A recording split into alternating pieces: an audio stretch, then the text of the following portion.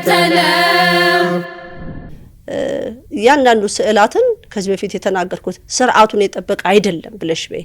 የዚህ ስዕል ስህተት ወላዲተ አምላክ እንዲህም አትመስልም፣ ነጭም አይደለችም። ይህ ሲዘር ቦርጂያ ነው ተብሎ የተነደፈው ስዕል ነው አሁን ኢየሱስ ክርስቶስ ነው ተብሎ በየዓለማቱ ተሰራጭቶ ህዝብ እየሰገደለት ያለው ማለት ነው። ይሄ ስዕል በየቤተ ክርስቲያኖቻችን የገባ ስዕል ነው፣ በየቤቶቻችን የገባ ስዕል ነው። የተረቀጠው ሰውዬ አሁን መጀመሪያ ነጭ ነበር አይደለ? አሁን ደግሞ ተቀይሮ ምን ሆነ? ጥቁር ሆነ ማለት ነው። ስለዚህ የተረገጠው ሰውዬ እኛ ነን።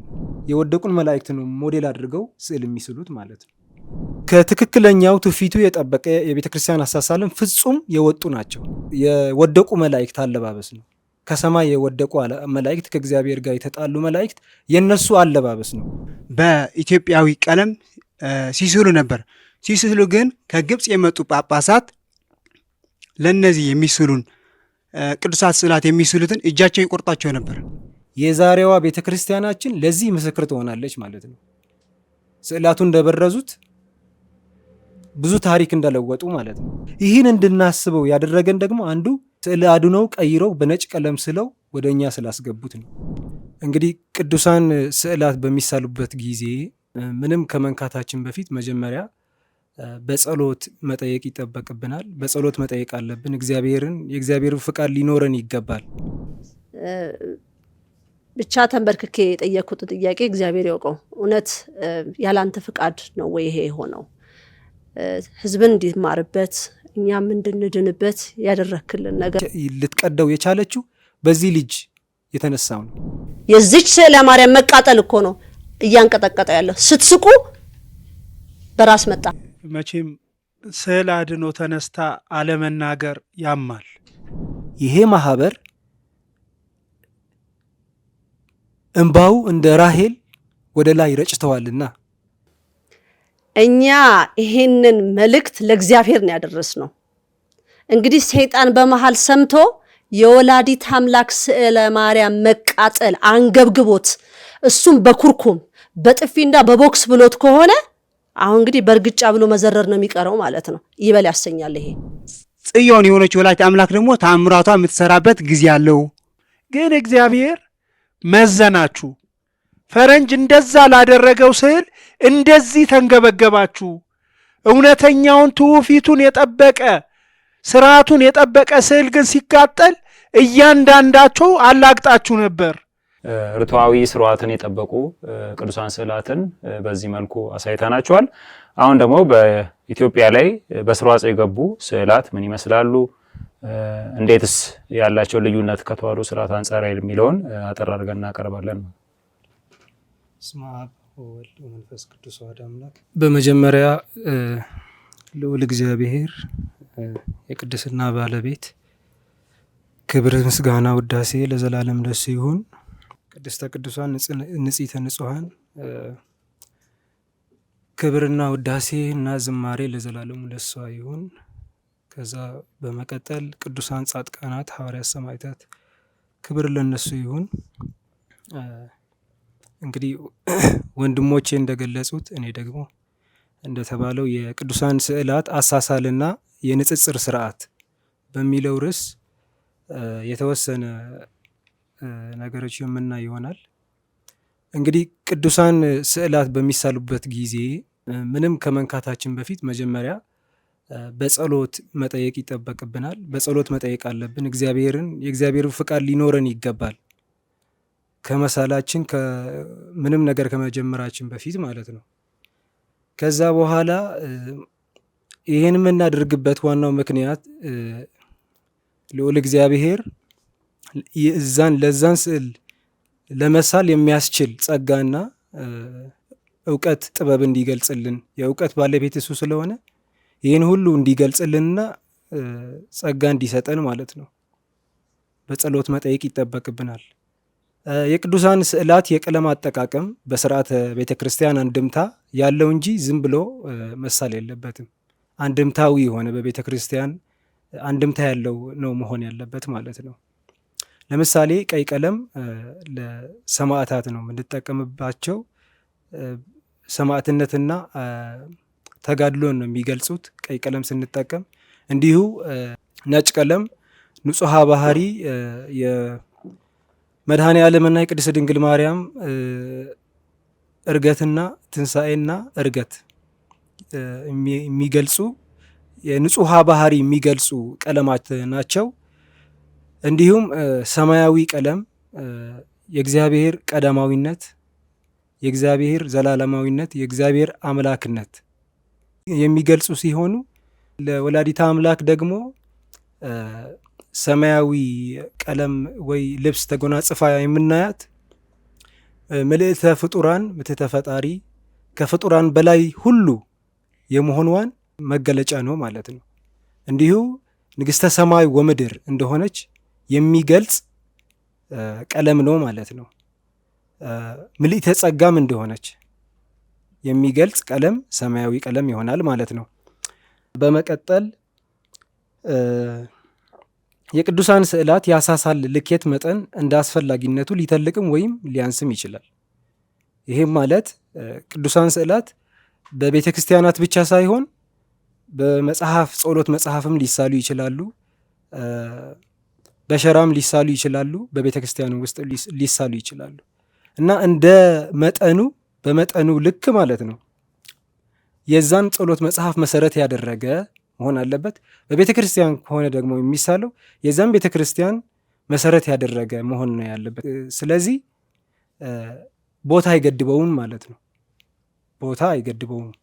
የዛን የምንስልበት ነገር መሰረት ያደረገ ነው መሆን ያለበት። ቅዱሳን ስዕላት ለጸሎትና ለተለያዩ አገልግሎቶች በምንጠቀምባቸው ጊዜ ልናቃቸው የሚገቡ ነገሮች አሉ። እነዚህ ነገሮች በዋነኝነት እንዳይበላሹና እንዳይደበዝዙ በጥንቃቄ ቅዱሳን ስዕላት መያዝ አለብን ማለት ነው። የስዕሉ ባለቤት የሆነው አምላክ ወይም ደግሞ ቅዱሳን ሊሆኑ ይችላሉ። የእነሱን መገለጫ እስከሆነ ድረስ እነሱን የሚወክል ስዕል እስከሆነ ድረስ ተገቢ የሆነ ክብርና ተገቢ የሆነ የአምልኮት ስርዓት መስጠት አለብን ማለት ነው። በጥንቃቄ መያዝ አለብን። ለምሳሌ ብዙ ጊዜ አሁን እያጋጠመ ያለው ነገር ነውና ምእመናን የዛን ስዕል ባለቤት ሳያውቁ፣ የሳለው ሰው ሳያውቁ፣ የባለቤቱ ማንነት ሳያውቁ፣ ከየት እንደመጣ ሳያውቁ ዝም ብለው ስዕል አገኘሁ ብለው ዝም ብለው መስገድ የለባቸውም ማለት ነው። ምክንያቱ በየቤተ ክርስቲያናችን ገብተው ሀገርን ሕዝብም እየበጠበጡ ያሉ እንደዚህ አይነት ስዕላት ናቸው። ማንነታቸው የማይታወቅ ከየት እንደመጡም የማይታወቁ ማን እንደሳላቸውም የማይታወቁ እነዚህ ስዕላት ናቸው ቤተ ክርስቲያናችን ውስጥ ገብተው ታሪካችን እየበረዙ ያሉ ማለት ነው። ስለዚህ ምእመናን ይሄን ነገር ጠንቅቀው ማወቅ አለባቸው ማለት ነው። ከየት እንደመጡ ማን እንደሳላቸው ማንነታቸው በደንብ አብጠርጥረው ማወቅ ይጠበቅባቸዋል ማለት ነው።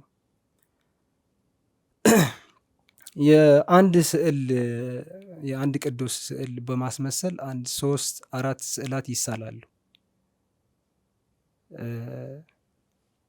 ማለት እንደዚህ ስል የነጮች ስዕላት ማለት ነው። የቅዱሱ አንዱ ሆኖ 4-3 የእሱን ስዕላት ይሳላሉ ማለት እነዚህ ስዕላት ከየት እንደመጡም አይታወቁም፣ የማን እንደሆኑም አይታወቁም። ሕዝብም ቤተ ክርስቲያንም እንዲሁ ያወዛግባሉ ማለት ነው። ለምሳሌ መጥቀስ የምንችለው የመድኃኔ ዓለም ስዕልና የኪዳነ ምሕረት ስዕል እንዲሁም የቅዱስ ሚካኤል ስዕል፣ የቅዱስ ጊዮርጊስ ስዕል፣ የቅድስት አርሴማ ስዕላት ተጠቃሽ ልናደርጋቸው እንችላለን ማለት ነው። ይህም በምእመናን ዘንድ አነጋጋሪ ከመሆኑ ባሻገር ለምሳሌ በነጭ የተሳሉ ስዕላት የመድኃኔ ዓለም ስዕል ማለት ነው የሱስ ስዕል እንዳልሆነ የሚያስረዳ ምንጮች ተነስተው ነበር። የመድኃኔ ዓለም ስዕል እንዳልሆነ ማለት ነው። በስተመጨረሻ ሁላችን መድኃኔ ዓለም ነው ብለን ወይ ያው በአሁኑ አጠራሩ ኢየሱስ ክርስቶስ ነው ተብሎ የሚታወቀው ስዕል የሲዘር ቦርጂያ እንደሆነ ሾልኮ የወጣ መቼስ እነሱ ይሄን ታሪክ አይነግሩንም፣ ግን ሾልኮ የወጣ መረጃ ብዙ ሰው በዚህ ድምዳሜ ላይ ደርሰዋል ማለት ነው። የኢየሱስ ክርስቶስ ወይ የመድኃኔ ዓለም ስዕል ነው የተባለው የነጭ ስዕል የሲዘር ቦርጂያ ስዕል እንደሆነ ግልጽ መረጃ ወጥተዋል ማለት ነው። ይህ መረጃ የወጣው አሁን ሳይሆን በ19ኛ ክፍለ ዘመን ነው ማለት ነው። እንግዲህ ምዕራባውያኑ ማመኑም ቢከብዳቸው እንኳ እውነቱ መቅበር አይችሉም። እውነት መድኃኔዓለም ስለሆነ ማለት ነው። እውነቱ ፈትልኮ ይወጣል ማለት ነው። ሌሎች እንዲሁ ህዝቡ እያወዛገቡ የሚገኙ አሳልት በህዝብና በእግዚአብሔር መካከል ትልቅ ገደል ፈጥረዋል። በጣም ትልቅ ገደል ፈጥረዋል ማለት ነው። እነዚህ በነጭ የቆዳ ቀለም የተሳሉ ስዕላት እነማን ናቸው? እዚህ አሁን ትኩረት ልናደርግ ይገባል ማለት ነው። በዛን ዘመን ከነጮች ሃይማኖት ወረራና ከታሪክ ብረዛ ጋር በተያያዘ ነጮች ብዙዎቹ ትክክለኞች የርትዕት ተዋህዶ ሃይማኖት የሆኑ አሳልት በመቀየርና በመለወጥ በመበረዝ እንደነበሩ በዛን ሰዓት በየዘመናቱ እየመጡ ማለት ነው። የዛሬዋ ቤተ ክርስቲያናችን ምስክር ናት፣ ትመሰክራለች። ምክንያቱ በብራናዎችና በጥንት ቤተ ክርስቲያኖች የምናያቸው የጥንት ስዕላት በነጭ ቀለም የተሳሉ ስላልሆኑ ማለት ነው። ስለዚህ የዛሬዋ ቤተ ክርስቲያናችን ለዚህ ምስክር ትሆናለች ማለት ነው። ስዕላቱ እንደበረዙት ብዙ ታሪክ እንደለወጡ ማለት ነው። እንዲሁ እነዚህ በነጭ ቀለም ተስለው በየቤተ ክርስቲያን ውስጥ ገብተው የሚገኙ ስዕላት ጎድ ወይም ደግሞ ጎዴስ ተብለው የሚጠሩና የሚታወቁ የግሪክ አማልክት ወይ ደግሞ ጣዖታት ጋር የተያያዘ ምስል እንዳላቸው የአሁኑ ጉግል ይመሰክራል። የዘመናችን ጉግል ይመሰክራል። ጎድ የሚባሉ ጣዖታት ብዙዎች ናቸው። ለምሳሌ እነ አፖሎ እና አርጤምስ በነጭ ቆዳ ቀለም የሚወክሉ ቤተክርስቲያን ውስጥ የተቀመጡ ስዕላት ብዙ ጊዜ አሳሳላቸው የነዚህን ይወክላሉ ማለት ነው። እንዲሁም ልጅ ያዘሉ ጣዖታት አሉ። ልክ እንደ ወላዲተ አምላክ ልጅ አዝለው ህዝብ እያወዛገቡ ያሉ ማለት ነው። የወላዲተ አምላክ ምስል ይዘው ህዝቡን እያወዛገቡ ያሉ ግን ወላዲተ አምላክ ያልሆኑ ጣዖቶች ማለት ነው። እነዚህ ናቸው በየቤተ ክርስቲያኖቻችን ገብተው ታሪካችንና በጭንቅላታችን እየተጫወቱ ያሉ እነዚህ ስዕላት ናቸው። ከትክክለኛው ትውፊቱ የጠበቀ የቤተ ክርስቲያን አሳሳልን ፍጹም የወጡ ናቸው። ምክንያቱ ቀለማትም የህብረ ቀለማታቸውምና አለባበሳቸው ብንመለከት ከቤተ ክርስቲያን አሳሳል አንድምታ የወጡ ናቸው። እንዴት ቢሉ አምላክና ቅዱሳን አለባበሳቸው፣ ስርዓታቸው የሰማይ ስርዓት ስለሆነ ማለት ነው። ሙሉ ነው ሲሸፈኑ፣ ሙሉ ነው የሚሸፈኑ። አለባበሳቸው ሙሉ ነው እንጂ እንደዚህ ተቆማምጦ ተቆራርጦ የሚለብሱት ነገር አይደለም። እርቃናቸው የሚሆኑት አይደሉም። ለምን? ይሄ እርቃን አለባበስ የወደቁ መላእክት አለባበስ ነው።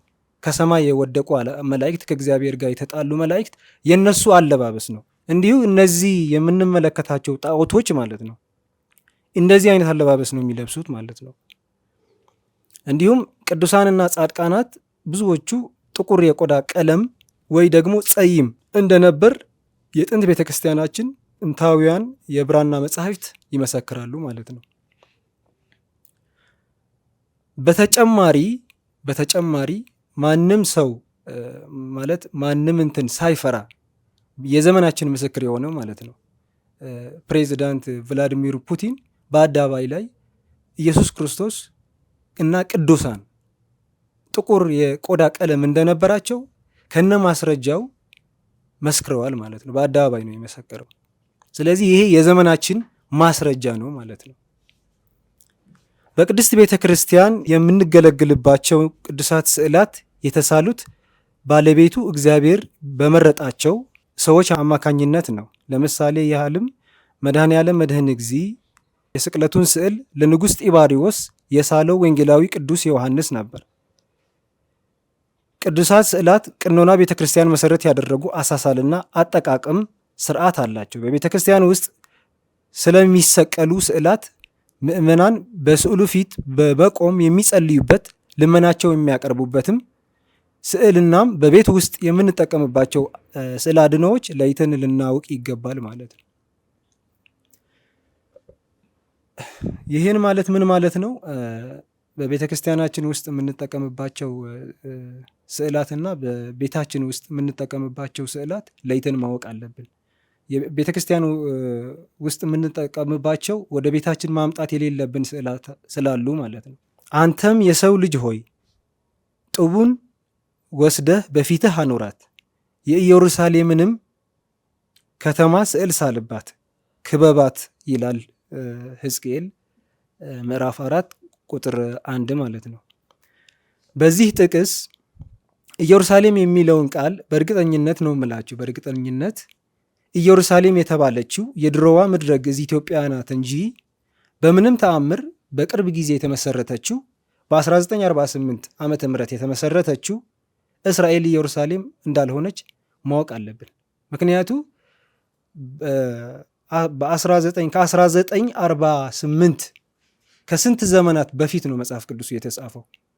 መጽሐፍ ቅዱስ ደግሞ ኢትዮጵያ መሰረት እንደሆነች፣ ኮር እንደሆነች፣ የሁሉ ታሪክ ባለቤት፣ የቤተ ክርስቲያን ታሪክ ባለቤት እንደሆነች መጽሐፍ ቅዱስ ብቻ ሳይሆን የዓለም መጻሕፍት ይመሰክራሉ። ስለዚህ ትላንት የተመሰረተችው ኢየሩሳሌም እስራኤል የዚህን ታሪክ ባለቤት ልትሆን አትችልም ማለት ነው። ይሄም ልናስተውለው ይገባል። ይሄ ደግሞ የሆነብን ምክንያት መጽሐፍ ቅዱሱ ስለተበረዘ ነው። መጽሐፍ ቅዱሱን ስለተበረዘ እኛ ትክክለኛው ታሪክ ልናገኝ አንችልም ማለት ነው። አደለም ይሄ እንኳን ለቱ ስብሐት እግዚአብሔር እንኳን አማላጅ ነው ብለውታል አይደል? አምላክ እያለ አደለም። ይሄ ቀላል ነው፣ እነሱን መቀየር የሚችሉት ነገር ነው። የእግዚአብሔርን እንኳን ተሳፍጠዋል ወይ ተዳፍረዋል ማለት ነው። ስለዚህ መጽሐፍ ቅዱሱ ስለተበረዘ ነው እኛ ከታሪካችን ርቀን የምንኖረው ማለት ነው። በመቀጠል ነጮች በጥቁር ሕዝቦች ላይ በስዕላት አማካኝነት ያደረሱት ተጽዕኖና የፖለቲካ አጀንዳ። የነጮች ስራ በቤተ ክርስቲያን ላይ የቅዱሳን ስዕላት መቀየር ወይ ደግሞ መለወጥ ምን ጠቀማቸው? አንደኛ በጥቁር ሕዝቦች ላይ ምርጥ ዘር እንደሆኑ፣ የአምላክ ዘር እንደሆኑ በሕዝቡ ጭንቅላት ላይ ለመቅረጽ፣ በጥቁር ሕዝብ ላይ የበላይ እንደሆኑ ለማሳየትና ለማሳመን ቅዱሳን ስዕላት ለዚህ አጀንዳ ተጠቅሟቸዋል። ሁለተኛ በጥቁር ሕዝቦች ማንነታቸው እንዲጠሉና የተረገሙ ሕዝቦች አድርገው እንዲያስቡ አድርገዋቸዋል። ለዚህም አጀንዳ ተጠቅመውታል። በጥቁር ሕዝብ ላይ ትልቅ ተጽዕኖ ፈጥረዋል። በማንነታቸው የበታችነት ስሜት በጥቁር ሕዝብ ላይ እንዲንጸባረቅና በቀኝ ግዛት ውስጥ እንዲገዙ፣ ነጮች ደግሞ ጥቁሮቹን እንዲገዙ ስዕል አድኖውን እንደ መሳሪያ ተጠቅመውታል። እንግዲህ ይህን ስዕል አድኖ ቀላል ነገር አይደለም፣ በቀላል ነገር የምናልፈው ነገር አይደለም። እኛን ጥቁር ሕዝቦች ለማጥፋትና የጭንቅላት ድክመት፣ የጭንቅላት ውድመት እንዲመጣብን ያደረገ አንድ ወላዲተ አምላክ በምንም ተአምር እንዲህ ልትመስል አትችልም። በምንም ተአምር ማለት ነው። ለምን ካላችሁኝ መኃልየ ዘሰሎሞን ምዕራፍ 1 ቁጥር 12 ምን ይላል መሰላችሁ? በግዕዝ ማለት ነው። ጸላም አነ ወሰናይት እምአዋልደ ኢየሩሳሌም የምናደርገው። ይህን እንድናደርግ ያደረገን አንዱ የአምላክ ዘሮች ናቸው ብለን ስለምናስብ ነው። እኛ ደግሞ የበታች የተረገምን ዘር ነን ብለን ስለምናስብ ነው።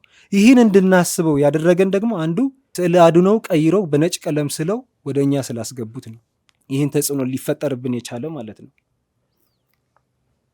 ይህን ሊያደርጉ የቻሉበት ዋና ምክንያት ደግሞ ጥቁር ሕዝቦች ለአምላካቸው ያላቸው ፍቅርና ለአምላካቸው ያላቸው ክብር፣ ለአምላካቸው ያላቸው ታዛዥነትና ለአምላካቸው ያላቸው ፍቅር፣ አምልኮት በደንብ በየዘመናቱ እየመጡ ስላጠኑት ነው። ይህን ሊያደርጉበት የቻሉበት ዋና ምክንያት ማለት ነው። አጥንተው ነው እንጂ ዝም ብለው አይደለም ያደረጉት ማለት ነው። ወደ ንጽጽራችን እንገባለን። እንግዲህ የሐሰተኛ ስዕላት ማንነትና ንጽጽር። በነጭ የቆዳ ቀለም የተሳለው ኢየሱስ ነው ተብሎ የሚታሰበው ወይ የሚታመነው ግን ያልሆነው በፕሮጀክተሩ እንደምንመለከተው ማለት ነው። ሲዞር ቦርጂያ በጣሊያን ህዳሴ ዘመን የነበረ ታዋቂ ወታደራዊ መሪና ፖለቲከኛ ነው። የጳጳስ አሌክሳንደር ስድስተኛ ልጅ ሲሆን የሉክሬዝ ቦርጂያ ደግሞ ወንድም ነበር። መጀመሪያ በቤተ ክርስቲያን ውስጥ ካርዲናል የነበረ ቢሆንም ከጊዜ በኋላ ከቤተ ክርስቲያን ስልጣኑ ተነስቶ ወታደራዊ መሪ ካፕቴን ጀነራል ኦፍ ደ ፓፓል አርሚዝ በመሆን የጳጳሱን ጦር መርተዋል። በአባቱ ድጋፍ ጣሊያን ማዕከለኛ ክፍለ የሚገኙ የጳጳሱ ግዛቶችን በመያዝ የራሱን አገዛዝ ለመመስረት ጥረዋል። በዘመኑ እጅግ በጣም ጠበኛ፣ ጨካኝ፣ ስኬታማ ወታደራዊ ስልት አውጪ በመባል ይታወቃል። So who is this white man posing as a Jesus Christ? His name is Caesar Borgia, the second son of Pope Alexander VI of Rome. He modeled for the image of the new Jesus Christ originally painted by Leonardo da Vinci. The Borgias በሚል መጽሐፍ ባይማሩን ጆንሰን ፔጅ 163 ማለት ነው። ይህ ሰውዬ ማን ነው? ከሊዮናርዶ ዳቪንቺ የሚያገናኘው ነገርስ ምንድን ነው? ሊዮናርዶ ዳቪንቺ እንግዲህ እንደምናውቀው በሞናሊዛዋ በምትባል ስዕል የሚታወቅ ሰዓሊ ነው። እንግዲህ በሊዮናርዶ ዳቪንቺ እና በሲዘር ቦርጂያ መካከል የነበረው ግንኙነት አስፈላጊና በአንጻሩም አጭር ነበር። ሊዮናርዶ ዳቪንቺ ህዳሴው ዘመን ሰዓሊ ለጥቂት ጊዜ ያክል በሲዘር ቦርጂያ የፖፕ አሌክሳንደር ስድስተኛ ልጅና ታዋቂ አዛዥ ፖለቲከኛ ስር ሆነው ሰርተዋል። የሥራ ግንኙነታቸው ከሰዓሊው ዳቪንቺ ጋር ከ1502 እስከ 1503 ባለው 16ኛ ሴንቸሪ ማለት ነው ዘመን ወይ ጊዜ ውስጥ ግንኙነታቸው በዚህ ዘመን ነበር ማለት ነው። በዛን ጊዜ ሲዘር ቦርጂያ ሊዮናርዶን የእርሱን ዋና አርኪቴክትና ወታደራዊ መሐንዲስ አድርጎ ቀጥሮት ነበር። ከዛ በኋላ ስራው የነበረው ሊዮናርዶ ለሲዘር ምሽጎችን በመፈተሽ ካርታዎችን በመሳልና ለወታደራዊ ዘመቻዎችን የሚያገለግሉ ምህንድስና ስራዎችን በመንደፍ ላይ ተሰማርቶ ነበር። ችግሩ እዚህ ላይ ነው የተፈጠረው ማለት ነው። ዳቪንቺ እንደ ሰዓሊነቱ በዛን ሰዓት የሲዘርን ስዕል እንደነደፈ ይነገራል። ስለዚህ ይህ ሲዘር ቦርጂያ ነው ተብሎ የተነደፈው ስዕል ነው አሁን ኢየሱስ ክርስቶስ ነው ተብሎ በየዓለማቱ ተሰራጭቶ ህዝብ እየሰገደለት ያለው ማለት ነው። በዓለም ሁሉ ተሰራጭቶ ማለት ነው። በየቦታው ኢየሱስ ክርስቶስ ነው ተብሎ እየተሰገደለት ያለው ይህ ስዕል ነው። በዛን ሰዓት ዳቪንቺ የሳለው ስዕል ነው ማለት ነው። ከየት? ከዚህ ሰው ተወስዶ ከዚህ ሞዴል ተደርጎ ነው እንጂ ትክክለኛ ኢየሱስ ስለሆነ አይደለም፣ ወይስ ትክክለኛ መድኃኔ ዓለም ስለሆነ አይደለም። እንግዲህ የዚህ ታሪክ ምንጭ የሆነ ሰው አሌክሳንደር ዱመስ የሚባል በ19ኛ ክፍለ ዘመን የነበረ ደራሲ ሲሆን ሴሌብሬትድ ክራይም ከሚለው መጽሐፉ ውስጥ የጻፈው አንዱ ይህ ታሪክ ነው፣ ዘ ቦርጂያስ በሚል ርዕስ ማለት ነው። ስለዚህ ልንመረምር ይገባል ማለት ነው። ስለዚህ እነዚህ የዳቪንቺ ስዕላት አሁን ለምሳሌ ሳልቫዶር ሙንዲ የሚባል የዳቪንቺ ስዕል አለ። ሳልቫዶር ሙንዲ ማለት ዘ ሴቪየር ኦፍ ዘ ወርልድ ማለት ነው። ያው ይህ ሳልቫዶር ሙንዲ ሲዘር ከማግኘቱ በፊት ነው የተሳለው ነው የሚባለው፣ ግን በእርግጠኝነት ከዚህ ሰውዬ ነው የተወሰደው ሳልቫዶር ሙንዲ ማለት ነው። ሳልቫዶር ሙንዲ የተሳለበት ክፍለ ዘመን 16ኛ ሴንቸሪ 16ኛ ክፍለ ዘመን ማለት ነው፣ አንድ ላይ ነው። ስለዚህ ይህ ሰውዬ የሲዘር ቦርጂያ ስዕል ስሎ ነው በዓለምን እያሳተበት ያለው ማለት ነው፣ በዓለም ላይ የተሰራጨው ማለት ነው። እንዲሁም የማይክል ኤንጅሎ የተሳለውም ጭምር በሃሊውድ ውስጥ ያሉ አክተሮች እንዳሉ የሚሰሩት ፊልም ከዚህ ሰውዬ የተነሳ ነው። ሞዴሉ የተወሰደው የፊት ቅርጹ፣ የፀጉር አራዛዘሙ፣ የፂሙ ምናምን ሁሉ የተወሰደው ከዚህ ሰውዬ ነው። ይሄ ነው እንግዲህ። ስለዚህ ይሄ ሲዘር ቦርጂያ ነው እንጂ ኢየሱስ ክርስቶስ አይደለም ማለት ነው፣ ነጩ ኢየሱስ ክርስቶስ የሚባለው። ከዚህ ጋር በተያያዘ ሉቃስ ምዕራፍ 18 ቁጥር 8 እስከ 9 ባለው ተመልሼ እመጣለሁ የሚያቀኝ ሰው ይኖር ይሆን ይላል የሰራዊት ጌታ ማለት ነው። በዚህ አግባብ ወይ በዚህ መንገድ እንዴት ነው እኛ እግዚአብሔርን ልናቀው የምንችለው? እግዚአብሔርን የምናቀው እኛ እንደ ነጭ ነው፣ ነጭ እንደሆነ ነው የምናቀው። ትክክለኛው የቆዳ ቀለሙ ግን ነጭ አይደለም። ስለዚህ አሁን ቢመጣ ክርስቶስ እንዴት ልናቀው እንችላለን? አናቀውም ማለት ነው። ተሸውደናል ማለት ነው። እድሜያችን ሙሉ ተሸውደናል። ይህ ጥቅስ የተገኘው ራሱ ከአባ ተስፋ ስላሴ ሞገስ መጽሐፍ የተገኘ ነው። የተሻለ ትርጓሜ ያለው መጽሐፍ የተገኘ ነው እንጂ አሁን በተበረዘው አሁን ባለው በመጽሐፍ ቅዱስ ምንድን ነው የሚለው? የሰው ልጅ በመጣ ጊዜ በምድር እምነት ያገኝ ይሆን ይላል። በርዘው ወደዚህ ቀይረውታል ማለት ነው። ሁል ጊዜ ዓመት ሲገባ እነሱ ደግሞ መጽሐፋቱ እየበረዙ ነው የሚሄዱ ማለት ነው።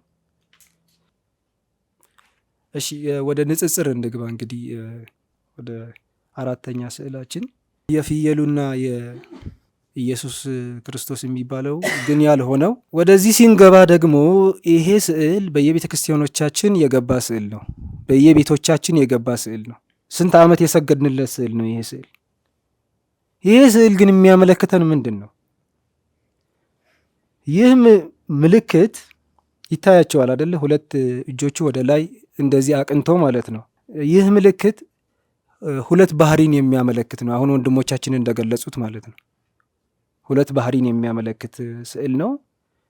እኛ ምናምነው ወንድሞቻችን እንደገለጹት ከሁለት ባህሪ አንድ ባህሪ፣ ከሁለት አካል አንድ አካል ብለን ነው ምናምነው። ርትዕት ተዋሕዶ ሃይማኖት የምታምነው ይሄ ነው። እየበረዙን ወይ እያስተማሩን ያሉ የክህደት ትምህርት ሁለት ባህሪ ለተሰባት ሁለት ባህሪ ብለው ነው እዚህ ስዕል ላይ ያስቀምጡልን ማለት ነው። ስለዚህ ይህ በየቦታው በየቤታችን የተቀመጠ ስዕል ነው። በዚህ በክህደት ስዕል ነው እየሰገድን ያለ ነው ማለት ነው። በዚህ በተሰጠነው የክህደት ስዕል ነው እየሰገድንና እያመለክን ያለ ነው። በዚህ በተሳሳተ ስዕል ነው። ይህ በደንብ አድርገን ማወቅና መጠንቀቅ አለብን ማለት ነው። ከነዚህ ስዕላት አውሬው ይታያቸዋል አደለ? እሱም ራሱ ሁለት እጁ ወደ ላይ አድርገዋል ማለት ነው። አውሬው ራሱ ፍየሉ ራሱ ሁለት እጁ ወደ ላይ አድርገዋል። ስለዚህ ይህ አውሬ ፍየሉ የሐሳዊ መሲሁ ጠራግ መንገድ ከሆነ ሐሳዊ መሲሁ ማን ነው? ምን ይመስላል? ይሄ ጥያቄ ለእናንተ መተው እፈልጋለሁ። ስለዚህ ፍጹም ከቤተ ክርስቲያን የወጣ ፍጹም ከትውፊት ቤተ ክርስቲያን ከስርዓተ ቤተ ክርስቲያን የወጣ የተሳሳተ ስዕል ኢየሱስ ክርስቶስ ወይ ደግሞ የመድኃኔ ዓለም ያልሆነ ስዕል ይህ ስዕል ነው ማለት ነው። ግን መድኃኔ ዓለም ነው ብለው ያሳመኑን እኛን ማለት ነው። እሺ በመቀጠል የኪዳነ ምሕረት ስዕል እንመልከት። ይህ ስዕል ከየት እንደመጣ አይታወቅም። ማን እንደሳለው አይታወቅም።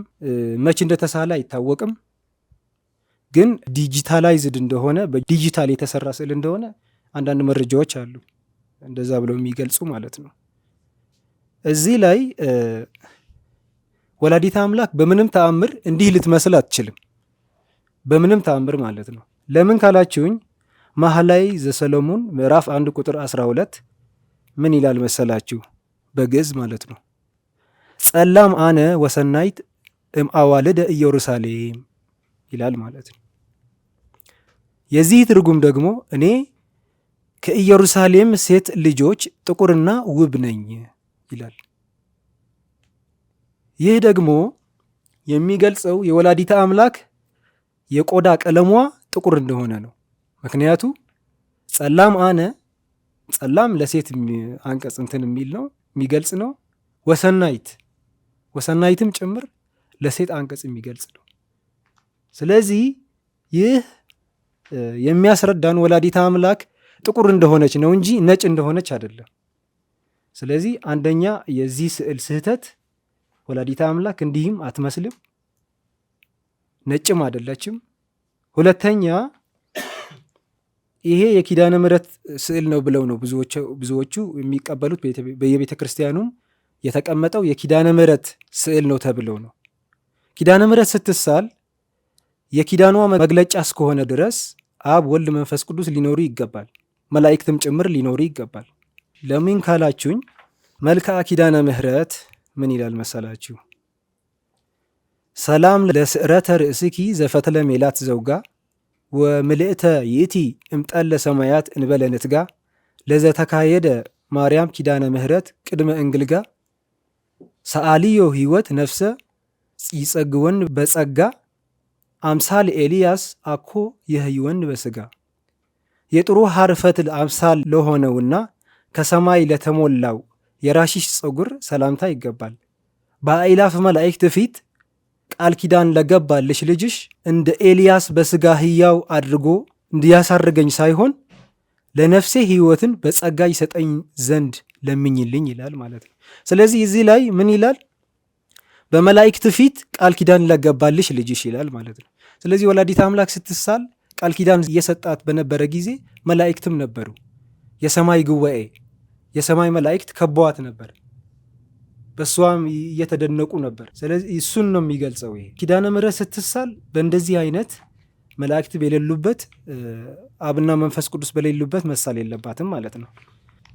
እንዲሁ የቅዱስ ሚካኤል ስዕል እንመልከት። የስዕሉ ተልእኮና ፖለቲካዊ ገጽታ። ስዕልና ሰዓሊው ጎይዶ ሬኒ ይባላል። 17ኛው ክፍለ ዘመን ጣሊያን ውስጥ የነበረ የባሮክ ዘመን ሰዓሊ ነው። ትእዛዝ ሰጪው ካርዲናል አንቶኒዮ ባርቤርኒ የዚያን ጊዜ የነበሩ ጳጳሳት ኡርባን 8ኛ ወንድም። ይህ ስዕል የተሳለው ለባርቤርኒ ቤተሰብ ቸርች ነው። እንግዲህ አዛዡ ባርቤርኒ ነው፣ ሰዓሊው ደግሞ ጎይዶ ሬኒ ነው። አወዛጋቢ ገጽታ የሰይጣኑ ማንነት። የሰይጣን ፊት ሬኒ በቅዱስ ሚካኤል እግር ስር ተረግጦ በሰንሰለት የታሰረውን የሰይጣን ምስል የሰራው በአጋጣሚ ሳይሆን አንድን ሰውን የተወሰነ ሰው ለመምሰል ፈልጎ ነው። የተመሰለው ሰው በዚያን ዘመን የነበሩ የታሪክ ጸሐፊዎችና ተመልካቾች እንደሚሉት የሰይጣኑ ገጽታ ካርዲናል ጆቫኒ ባፕቲስታ ፓንፊሊ ፊት የነበረው ፓንፊሊ በኋላ ላይ ጳጳሱ ኢኖሰንት 10ኛ ፖፕ ሆነው ተመርጠው ነበር። የጥላቻና የበቀል መነሻ። ይህ ስዕል እንግዲህ የመላእክት ስዕል ሳይሆን የበቀል ስዕል ነው። የበቀል ስዕል ነው። ለበቀል ብሎ የተሳለ ስዕል ነው። ታሪኩም እንዲሁ ነግራቸዋለሁ። እንግዲህ የጥላቻው መነሻ በሬኒና በካርዲናል ፓንፊሊ መካከል የነበረ አለመግባባት እንደነበረ ይነገራል። ፓንፊሊ የሬኒ ጥበብ ስራዎች ተችተው ነበር፣ እያጥላሉ ነበር። ሬኒ የሰዓሊው ማለት ይህን ስዕል የሳለው ፓንፊሊ የሚባል ደግሞ ጳጳሱ ማለት ነው። የዚህን ሰውዬ ስዕል እያጥላሉና እያንቋሸሹ ነበር ማለት ነው። ከዛ በኋላ የበቀል እርምጃ በመውሰድ እያሰበ ሬኒ ለዚህ ስድብ መልስ ለመስጠት ካርዲናል ፓንፊሊን በክርስትና ታሪክ ውስጥ ካለው እጅግ አስቀያሚ ገጸ ባህሪ ማለትም ከሰይጣን ጋር አመሳስሎ ስዕሉ ላይ አስቀመጠው። ይህ በሥነ ጥበብ ታሪክ ውስጥ እጅግ አስገራሚ ከሆነ የበቀል ድርጊቶች አንዱ ተደርጎ ይወሰዳል። በየቤተ ክርስቲያኖቻችን ወይ በየቤታችን ያስገባናቸው የቅዱስ ሚካኤል ብለን ያስገባነው ስዕል የበቀል ስዕል ነው። የበቀል ስዕል ነው ያስገባ ነው እንጂ ለቅዱስ ሚካኤል ተብሎ የተሳለ ስዕል አይደለም። ለዛ ነው እኛ ደግሞ በቀለኞች የሆንን ማለት ነው። የበቀል ስዕል አስገብተን ቤተክርስቲያናችን ውስጥ እኛ ደግሞ በቀለኞች ሆንን፣ ክፉዎች ሆንን። ምክንያቱ የምንሰግደው ስዕል ራሱ ለበቀል ተብሎ የተሳለ ስዕል ነው እንጂ ለቅዱስ ሚካኤል የተሳለ ስዕል አይደለም። ማስተዋል ያለብን ማለት ነው። የቤተሰብ መፎካከር ማጠናከሪያ። ሁለት ሀያላን ቤተሰቦች በ17ኛው ክፍለ ዘመን ሮም ውስጥ በባርቤርኒ ቤተሰብና በፓንፊሊ ቤተሰብ እጅግ ተፎካካሪና ተቀናቃኝ የፖለቲካ ሀያሎች ነበሩ። የሬኒ ባርቤርኒ ትስስር ሬኒ ባርቤርኒ ቤተሰብ ደጋፊና ተመራጭ ሰዓሊ ነበር። ስለዚህ ስዕሉ የተሰራው ለባርቤርኒ ቤተ ክርስቲያን ነው። እነሱ በዛን ሰዓት ያው ቤተ ክርስቲያን የሚሉት በሃይማኖት የተሸፈነ ፖለቲካ ነው የሚያራምዱት እንጂ ትክክለኛ የአምላክ እምነት ኑሯቸው አይደለም። ትክክለኛ እምነት እግዚአብሔርን የሚያመልኩት ሆነው አይደለም። ግን ያው ህዝቡ እንዲቀበላቸውና በህዝብ ተቀባይነት እንዲያገኙ ሃይማኖት ብለው የሆነ ነገር ይመሰርታሉ። ግን በውሸት ነው ማለት ነው። አሁን ስዕሉ አይታችሁታል አይደል? የመጀመሪያ የነበረው ስዕል የተረገጠው ሰውዬ ነጭ ነበር። አሁን ደግሞ እነሱ እርስ በርሳቸው ተበቃቅለው ጨርሰዋል። በቀላቸው ተወጣጥተዋል። አሁን የሚበቀሉን እንግዲህ እኛ ነን። የተረገጠው ሰውዬ አሁን መጀመሪያ ነጭ ነበር አይደለ? አሁን ደግሞ ተቀይሮ ምን ሆነ? ጥቁር ሆነ ማለት ነው። ስለዚህ የተረገጠው ሰውዬ እኛ ነን። እንግዲህ በአካልም እየረገጡን ነው፣ በተለያዩ ነገሮች እየረገጡን ነው። እየረገጡን እንደሆኑ ደግሞ ከነ ማስረጃው ቤተክርስቲያናችን ውስጥ ለጥፈውታል ማለት ነው። እኛ ደግሞ መረገጣችን አምነን የእነሱን ስዕል አምጥተን እየሰገድን ነው ማለት ነው። ስለዚህ ይህ ስዕል የበቀል ስዕል ስለሆነ ልናስተውል ይገባል። ትክክለኛ የቅዱስ ሚካኤል ስዕል የትኛው እንደሆነ አስተውለን ማስቀመጥ አለብን ማለት ነው። እንግዲህ በአጭሩ ታሪኩ ይህን ይመስላል። የዚህ ስዕል ምስል ማንን ይመስላል ብለን ብናመሳስለው እንኳን ለምሳሌ ዙስ የሚባል ጣዖት አለ፣ የግሪክ ጣዖት። እንግዲህ ፊታቸው አሁን ለምሳሌ የሚመሳሰሉ ናቸው። እነዚህ ያን መልአክ ተብሎ ሰውን እየረገጠ ያለው እሱን የሚመስለው ነው ማለት ነው፣ በፀጉሩም በፊቱም በሁሉ ነገራቱ። ስለዚህ ይሄ ዙስ የሚባል ጣዖት የግሪክ ጣዖት ነው። አለባበሳቸው እነሱ ደግሞ የወደቁ መላእክት ናቸው የሚመስሉት። ሞዴል ሲያደርጉ ራሱ ስዕል ሲስሉ እነዛን መላእክት የወደቁን መላእክት ነው ሞዴል አድርገው ስዕል የሚስሉት ማለት ነው። ሞዴል ሲያደርጉ ራሱ ማለት ነው። ከነሱ ወስደው ነው የነሱን ገጽታን ነው የሚጠቀሙት። ሁለተኛ አሬስ የሚባል ጣዖት አለ፣ የግሪክ ጣዖት። አሬስ የሚባል አለባበሱ ቁጭ ብሎ የቅዱስ ሚካኤል ስዕል ነው የሚመስለው አሬስ የሚባል። ስለዚህ እነዚህ ናቸው። እነዚህ ደግሞ ቅዱሳን ሊመስሉ አይችሉም። ቅዱሳን የሰማይ መላእክት እንደዚህ አይደሉም። ስርዓት ያላቸው በአለባበሳቸው፣ አነጋገራቸው፣ ሁሉ ነገራቸው፣ አረማመዳቸው ስርዓት ያላቸው ናቸው እንጂ እንደዚህ የተገላለጡ አይደሉም።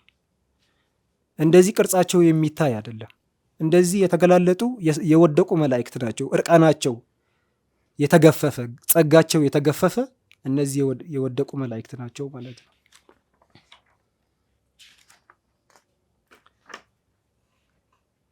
እሺ በአጭሩ ይሄን ይመስላል። እንግዲህ ወደኛ ልምጣና በዚህ ስዕል አድኖ የመጣብን ብዙ ጥያቄና ብዙ ነገር አለና እሱን ለመመለስ ያክል ትንሽ ልበላችሁና ይህን ስዕል አድኖ ሲሳል መጀመሪያ በእግዚአብሔር ፍቃድ ነው የተሳለው ማለት ነው። እግዚአብሔር ስለፈቀደልን ነው። ለ3 ዓመት ያክል ጸሎት ተይዞ እግዚአብሔርን ፈቅዶ ነው ይህን ስዕል አድኖ እንድንስለው የተወሰነው ማለት ነው። የወሰን ነው ፍቃድ እግዚአብሔር ኑሮን ነው እንጂ ዝም ብለን ተነስተን አይደለም ማለት ነው። ከዛ በኋላ ይህን ስዕል አድኖ ለመሳል ስንዘጋጅ ጥፍራችን ቆርጠን ፀጉራችን ተላጭተን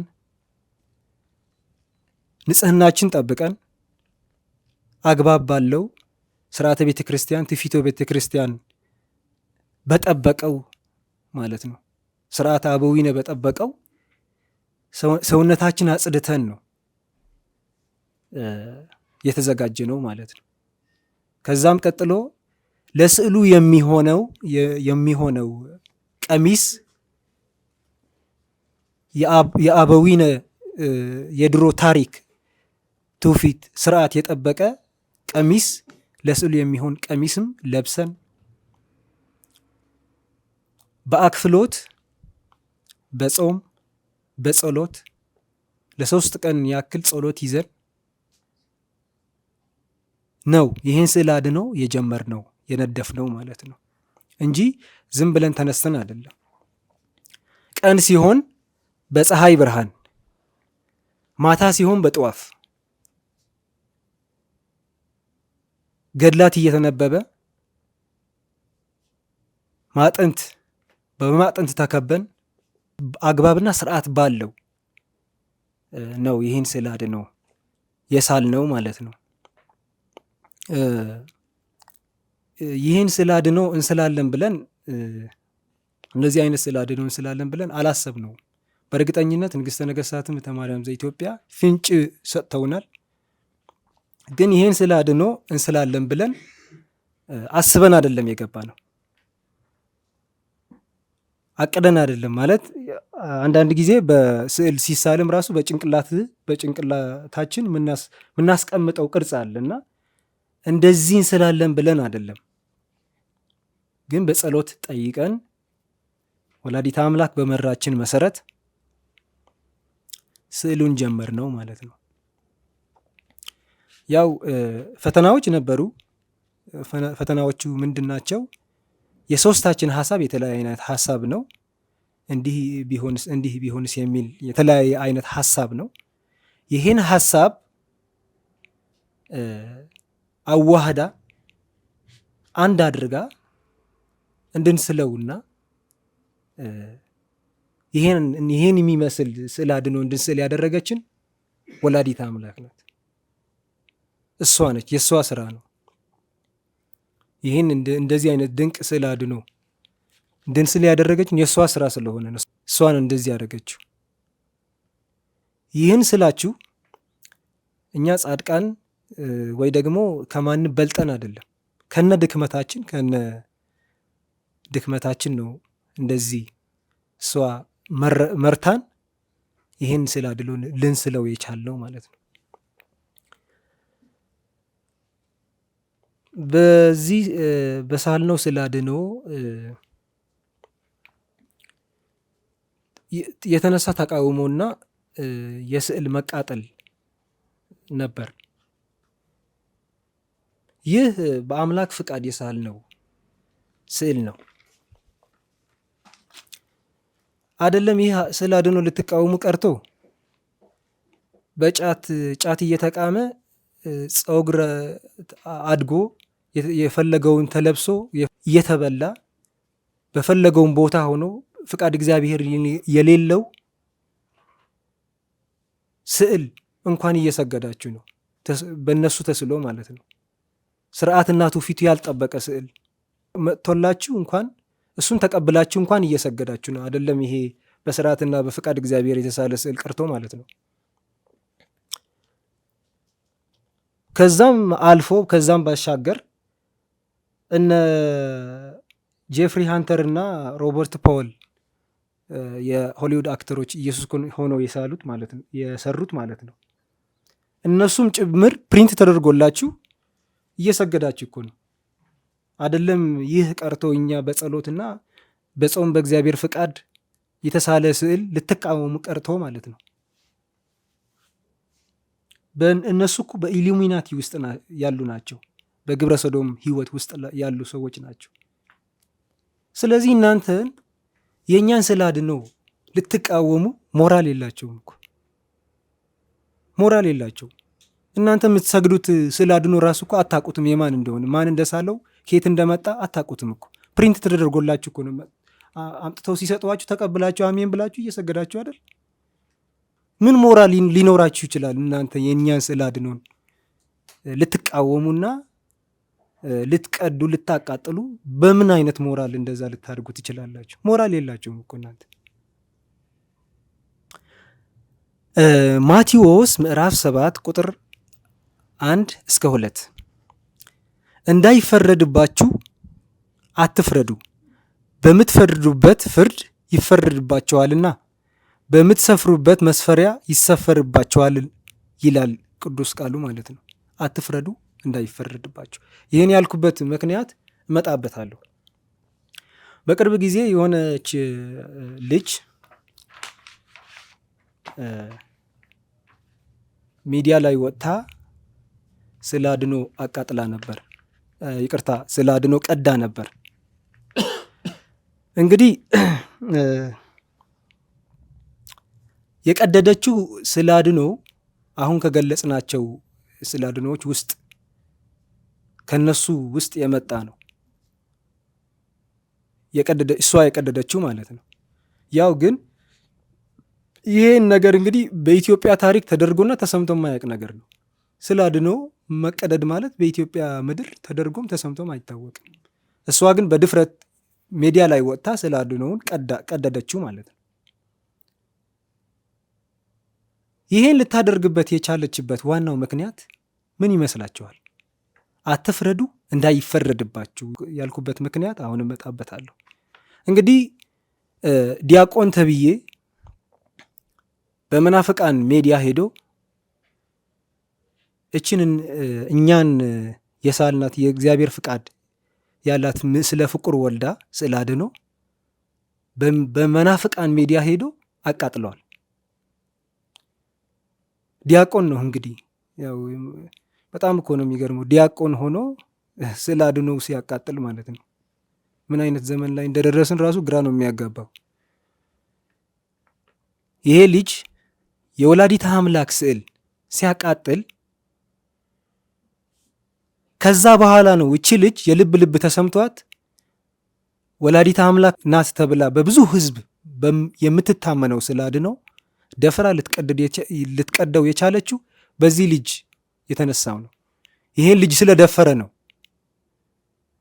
እሷ ደግሞ ልትደፍረው የቻለችው እንጂ ከዛ በፊት ታስቦም ታልሞም አይታወቅም። እና ይህን ነገር አይታችሁ እሱን ስዕለ አድኅኖ ሲያቃጥል ይህን ነገር አይታችሁ ዝም ያላችሁ፣ ይህን ነገር አይታችሁ እሰይ ያላችሁ፣ ስዕለ አድኅኖ እኮ እያቃጠሉ ነው።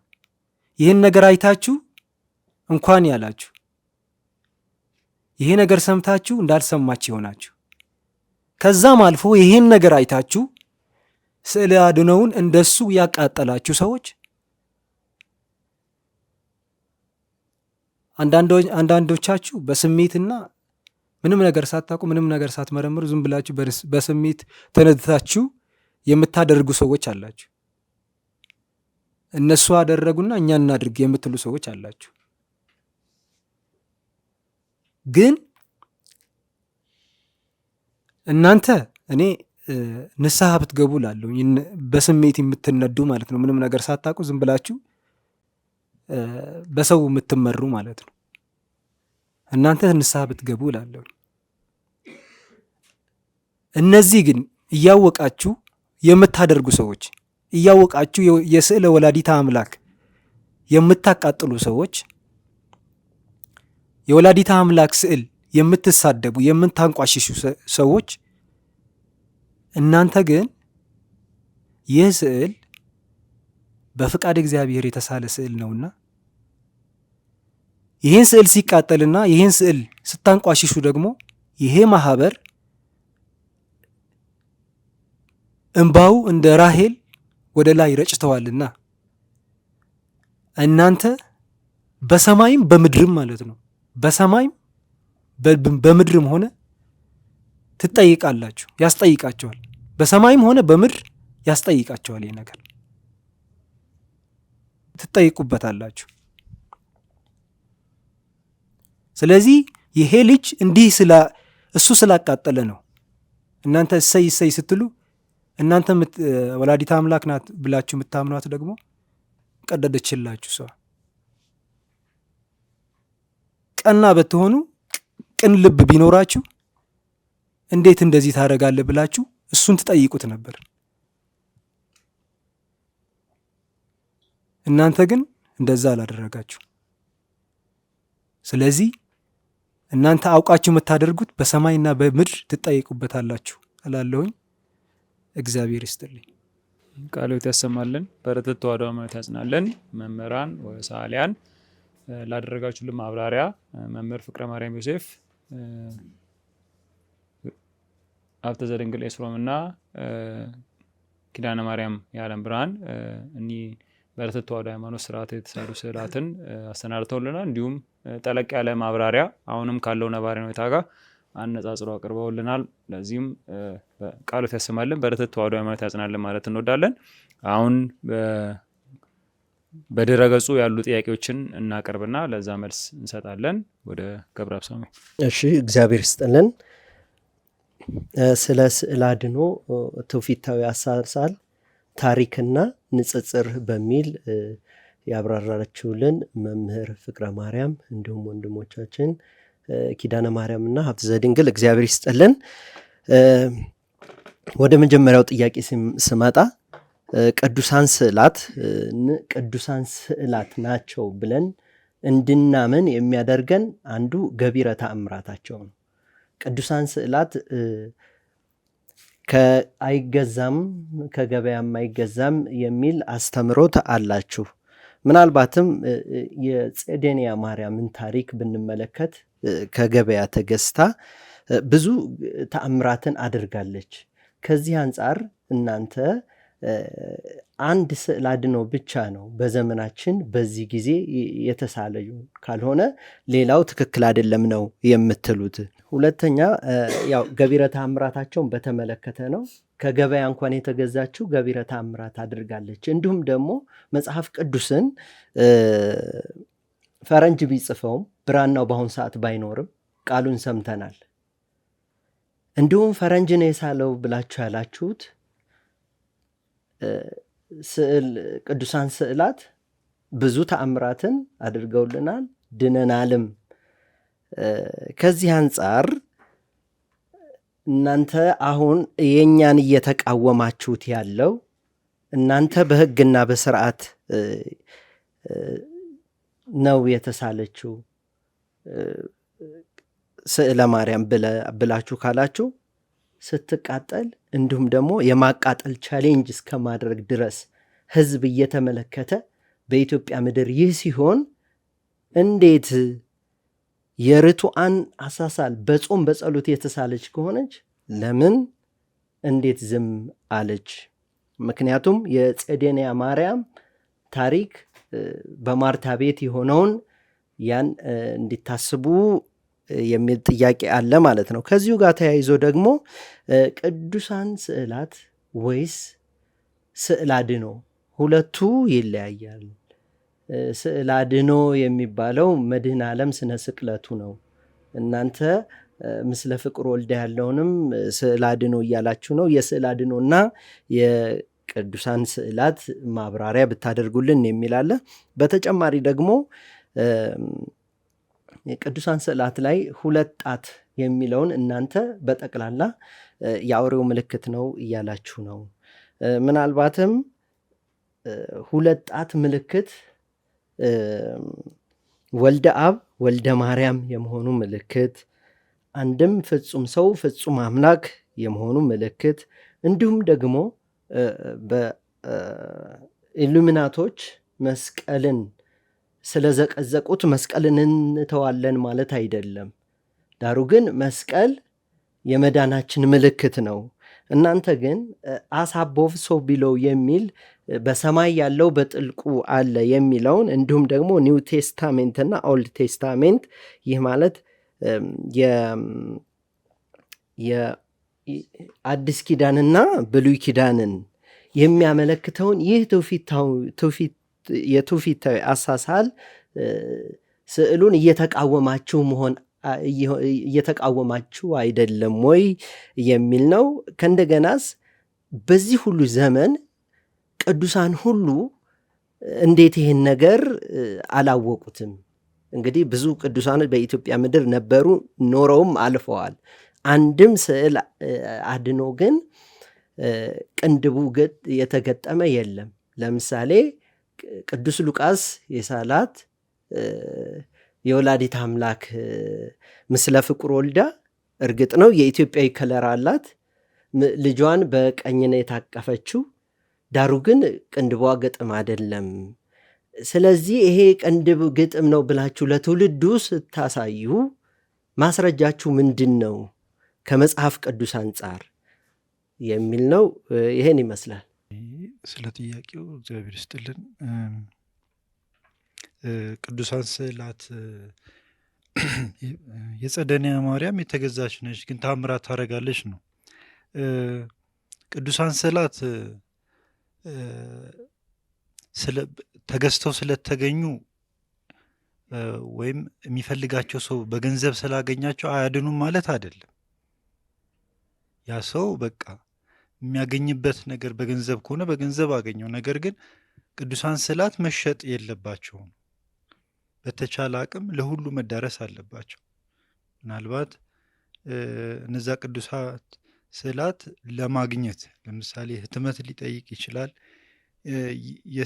የስዕል ጥበብ ሊጠይቅ ይችላል። ማለት ሰዓሊው የሚያወጣቸው ወጪዎች አሉ። ከዛ አንጻር ወጪዎች ሊኖሩት ይችላል። ያን ለመሸፈን የሚወጣ ወጪ ሊኖር ይችላል።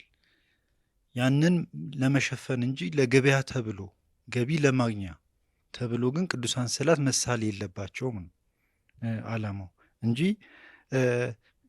ጸደንያ ማርያምን ስዕል ያቺ ሴት ስለ ፍቅሯ ብላ የምታገኝበት መልኩ በገንዘብ ሆኖ ስለ አገኘችውና ስለ ዳነችበት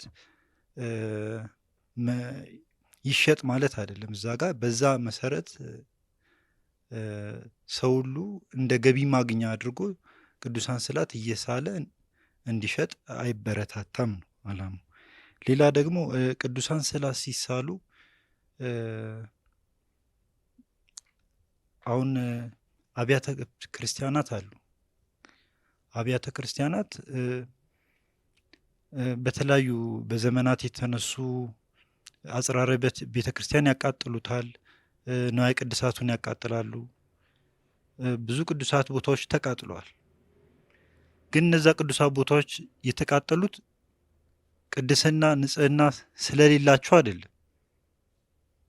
እግዚአብሔር አምላክም በስጋ በምድር በተገለጠበት ሰዓት ሲገርፉት፣ ሲሰድቡት፣ ሲዘብቱበት እነሱን መቃወም አቅቶት አይደለም፣ እነሱን ማሸነፍ አቅቶት አይደለም። ነገር ግን በዛ ውስጥ እኛን ሊያስተምረን የፈለገው ነገር አለ። እግዚአብሔር አምላክ ወብዝሃ ምሕረት ወሩቀ መዓት እንለዋለን።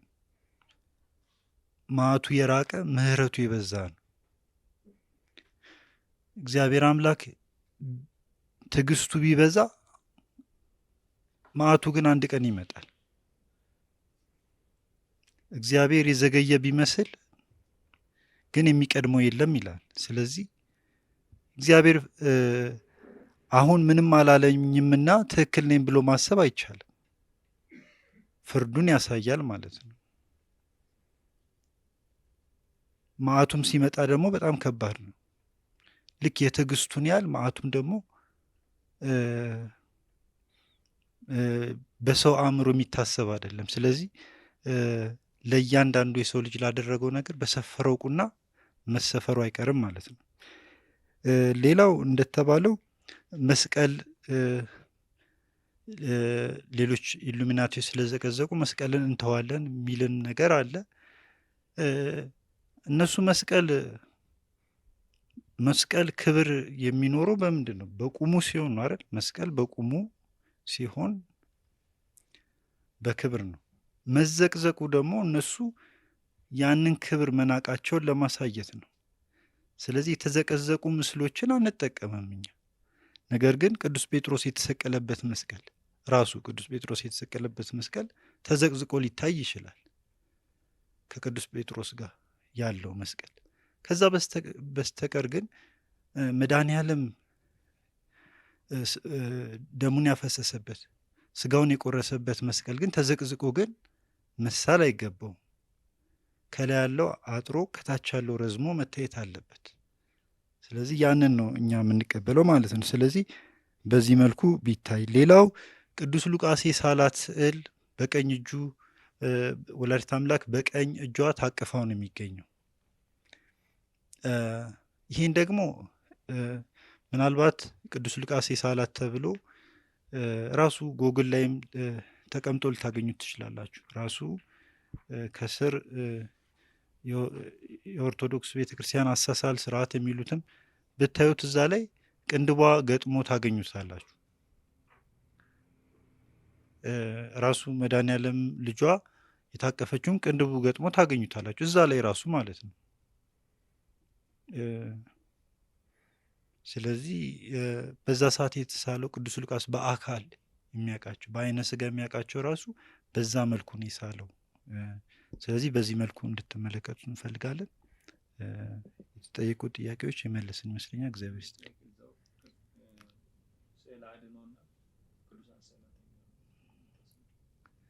እሺ፣ ስዕለ አድኅኖ ስዕለ አድኅኖ ማለትም ማለት ነው የቃሉን ትርጉም ወደ አማርኛው ስናመጣው ስዕለ አድኅኖ የሚያድን ስዕል ማለት ነው። አሁን ቅዱሳን ስዕላት የሚፈውሰው የጌታችን የስነ ስቅለቱ ብቻ ነው የሚያድነው ማለት አንችልም። ምስለ ፍቁር ወልዳም የሚያድን ነው። ራሱ የቅዱሳኑ ስዕል ራሱ ያድናል። የቅዱስ ጴጥሮስ የቅዱስ ጳውሎስ ጥላቸው ራሱ ይፈውስ ነበር ይላል። ጥላ የእነሱ ጥላ ያረፈበት ይፈውስ ነበር። ስለዚህ የእነሱ ስዕል ደግሞ የማያድንበት ምክንያት አልነበረም። ለዚህ ጥሩ ምሳሌ የሚሆነን ምንድን ነው? እኛ መዳን ስንል አንዳንዴም ከስጋዊም ብቻ አይደለም፣ ከመንፈሳዊ ውጊያዎች፣ ከዲያብሎስም ውጊያ፣ ከዲያብሎስ ጾርም ራሱ መሸሽ መዳን ነው። ለዚህ ጥሩ ምሳሌ የሚሆነን የአባ እንጦንስ ታሪክ ነው። አባ እንጦንስ